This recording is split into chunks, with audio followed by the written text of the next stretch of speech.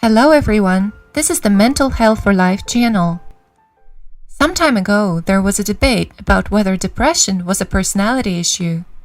In particular, it was believed that people of the so-called melancholic type, or those with a meticulous and inflexible personality, were more likely to suffer from depression. The idea was that, for example, when their work environment changed, they would stubbornly refuse to change their ways, causing them to lose their composure and become depressed. Later, as depression began to spread throughout the world, it became clear that it could not be explained simply by personality problems. Today, depression is considered a disease that can affect anyone. However, it is known that a personality trait called perfectionism can easily lead to and complicate depression. Perfectionism, simply put, is the tendency to not settle for anything less than perfect and to pursue things relentlessly until they meet one's high standards. It makes people socially successful as they set high goals and never give up on them. However, being too sensitive to failure and too concerned about what others think of them has a negative impact on their mental health and makes them more likely to develop depression. There is also a tendency to become more perfectionistic when depression sets in. This can delay recovery because, unable to accept the illness honestly, the person may struggle with it. The tendency towards perfectionism is rooted in the innate character trait of conscientiousness and cannot be changed significantly. It is aggravated when one adopts perfectionistic behaviors in response to worries or anxieties instead of letting things flow naturally. It is not that perfectionism is bad, it's just a matter of correcting one's direction. In this video, we will introduce 5 ways to modify perfectionism for those who are recovering from depression. Of course, these strategies can also help prevent the onset and recurrence of depression. 1. Be honest about your feelings and physical condition. Perfectionists tend to prioritize their ideals and plans over their genuine feelings and well-being. However, when one is depressed, one's moods and physical condition change unpredictably, and ideals and plans do not go as expected. For instance, even if you make plans to go to work tomorrow, you may often find yourself unable to do so. At such times, it is perfectionism that makes one try to go to work regardless. This is not conducive to healing. To prevent or recover from depression, it is necessary to be honest about your feelings and physical condition by taking a break when you're tired, avoiding tasks you don't want to do, and saying no to things you can't handle. There is nothing more uncontrollable than an illness. Not being able to do what you want is the worst thing for a perfectionist. If you're sick, it's important to adopt the mindset of, I'm ill, so it's natural that I can't do certain things. You will recover from depression faster if you embrace this perspective rather than fight it. 2. Evaluate yourself by looking only at the good things. When undergoing treatment for depression, it's natural to be concerned about how much you're improving each day. Since recovery from mental illness cannot be measured by numbers such as blood tests, the only way to evaluate yourself is by observing your daily life. By the way, there are 2 ways to score an evaluation: the addition method and the subtraction method. The addition method involves giving points based on what has been accomplished. In the subtractive method, points are deducted from the initial score for each mistake, just like when evaluating a sports performance.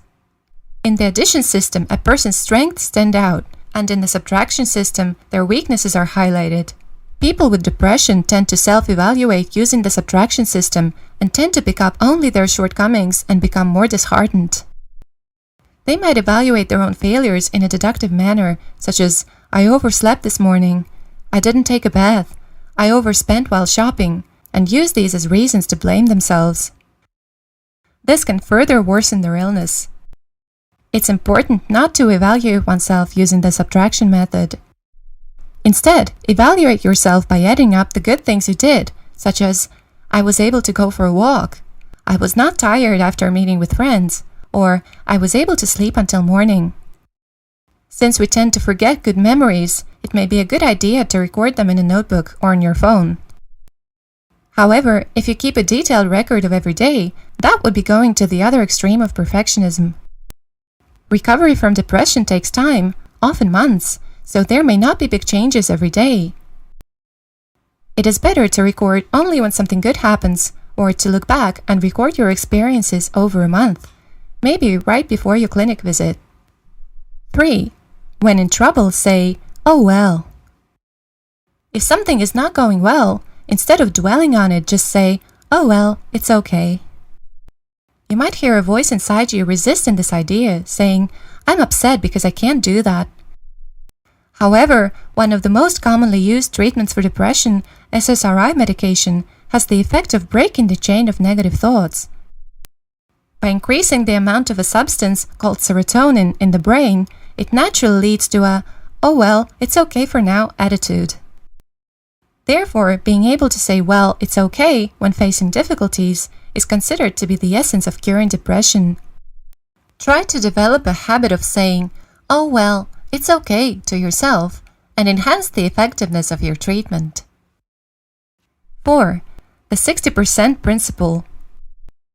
The world tells us that working hard and giving it your all are good things to do, but this is another form of perfectionism. If you are experiencing depression, approach everything with the 60% principle. This doesn't mean you're being lazy. It means you're working hard, but also leaving room for flexibility and ease. Things that don't need to be done today can be scheduled for another day, allowing you to conserve your energy and relax. In the meantime, make some time to calm your mind. 5. Do not compare yourself with others. Perfectionists tend to compare themselves with others. Instead of being satisfied if they're doing their best in their own way, they judge themselves for not doing their best or falling short if others are doing better than them. By constantly comparing themselves and feeling inferior, they end up blaming themselves as inadequate. Even if someone else appears to be shining brightly, try to ignore it. You should make an effort not to expose yourself to people who seem to outshine you, because you will always be conscious of them when they come into your field of view. Through our smartphones, we can easily access information on social media. People who want to show off their success often post more on social media, and this can negatively affect individuals with depression who are already struggling with their self-confidence. We have explained how to fix unhelpful perfectionism, but it's important to realize that even trying too hard to beat perfectionism can also be a problem. First, become aware that perfectionism is making your depression worse. Also, try to listen to the opinions of those around you to make sure you're not overdoing or obsessing about something. This was the Mental Health for Life channel. If you liked this video, please give it a thumbs up and subscribe to our channel.